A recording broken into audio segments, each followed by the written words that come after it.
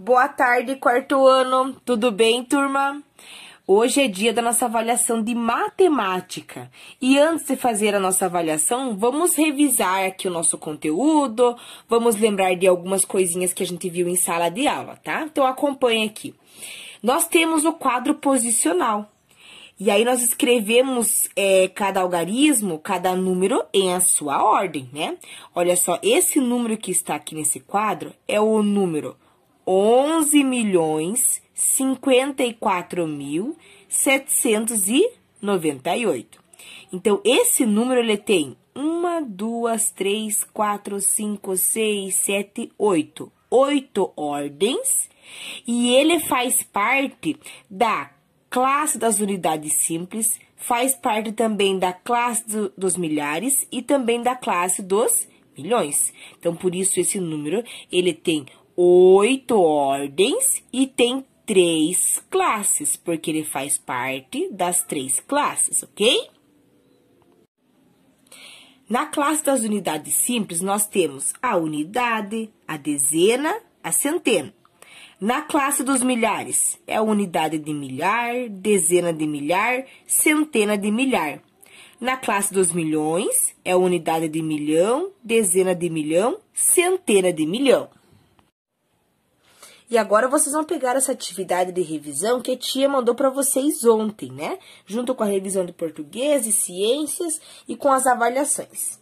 Então, olha só, aqui na primeira questão, fala assim, decomponha em ordens os números. Então, vamos ler juntos aqui.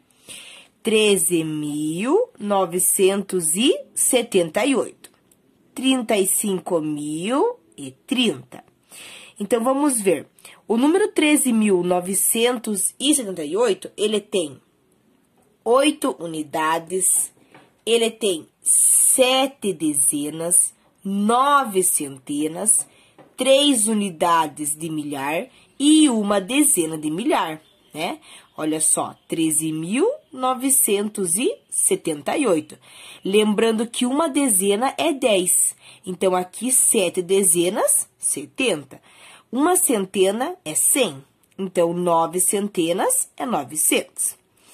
E agora, é pra gente decompor. Então, decompor é desmanchar. Então, olha só, eu vou escrever aqui, ó. Eu tenho 1 dezena de milhar, ou seja, eu tenho 10.000, né? Esse 1 dezena de milhar seria 10.000. Então, eu vou escrever 1 dezena de milhar. Aí, agora aqui, eu tenho 3 unidades de milhar, ou seja, 3.000. Então, eu vou escrever 3 unidades de milhar. 9 centenas, ou seja, 900. Então, mais 9 centenas. 7 dezenas. Então, 70. Então, 7 dezenas e 8 unidades. O mesmo vocês vão fazer com o número 35.030. E agora, escreva o número 13.978 por extenso. Escrever um número por extenso é escrever o número da maneira com que você fala.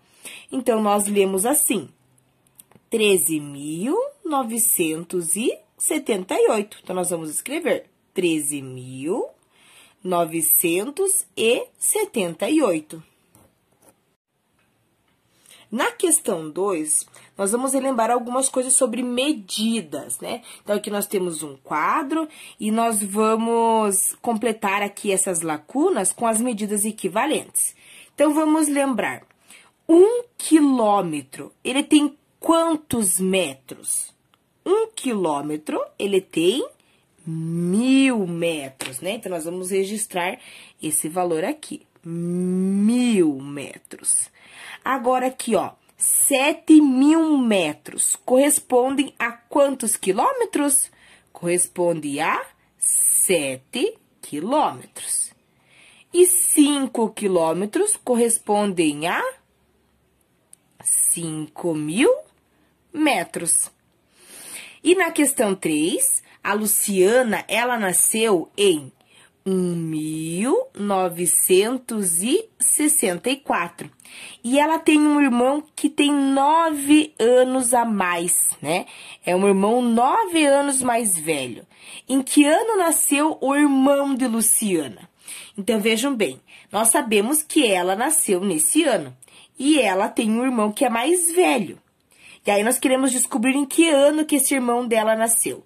Se eu quero descobrir em que ano que ele nasceu, basta eu fazer uma subtração, né? Eu pegar o ano em que ela nasceu e eu subtrair a idade desse irmão. E aqui nós vemos que a gente tem uma subtração onde eu vou precisar fazer um empréstimo, porque o 9, ele é maior do que o 4. Então, eu vou ter que emprestar aqui do vizinho.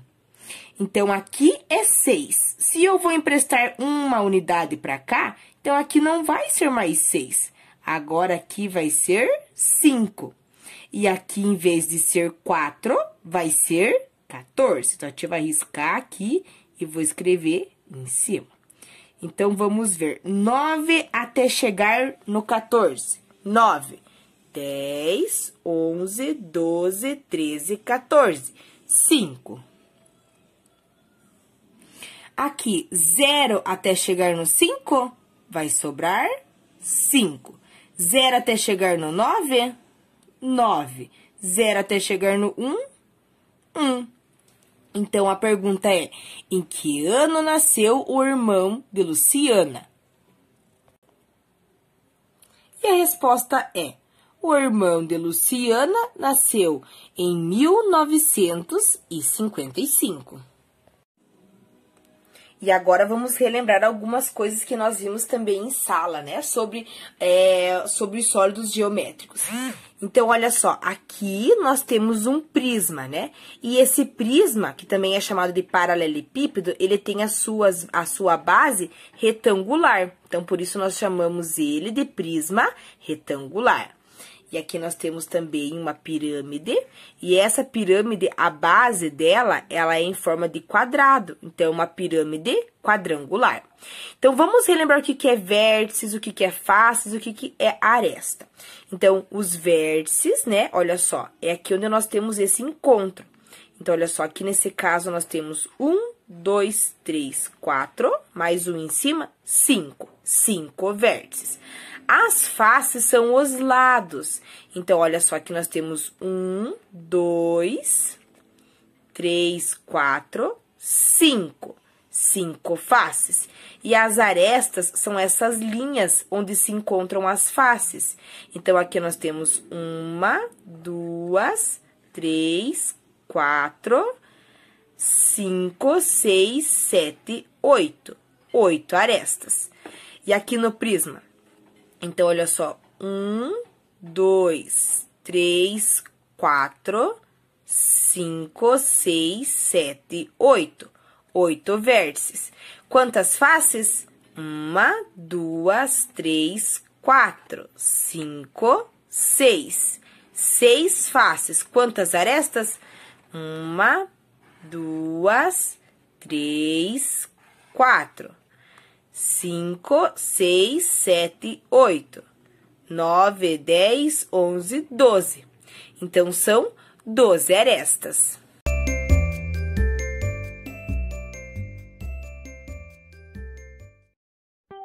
Sólidos geométricos. Observe estes sólidos geométricos. Alguns deles possuem apenas superfícies planas,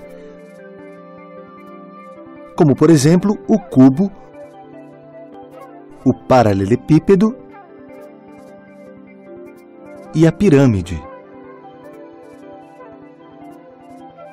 Outros possuem superfícies planas e superfícies arredondadas, como o cone e o cilindro.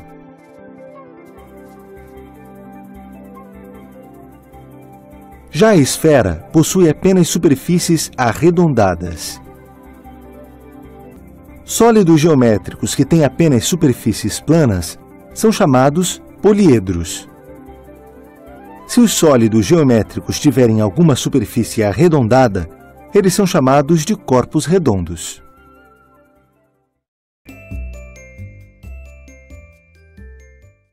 Observe este cubo, que tem 6 faces, todas quadradas. Ele tem 8 vértices e 12 arestas.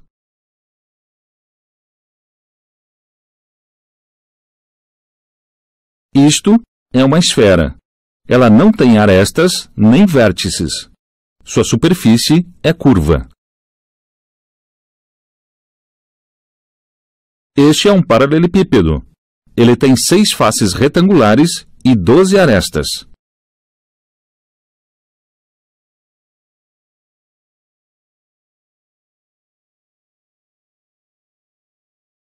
Observe este cilindro. Ele é formado por 2 faces planas e uma superfície curva.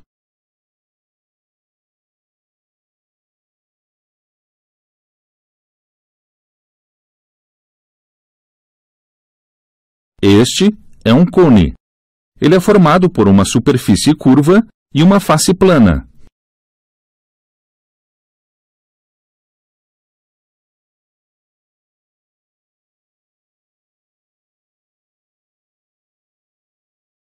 Esta é uma pirâmide. Ela tem 5 faces, todas planas, além de ter 5 vértices e 8 arestas.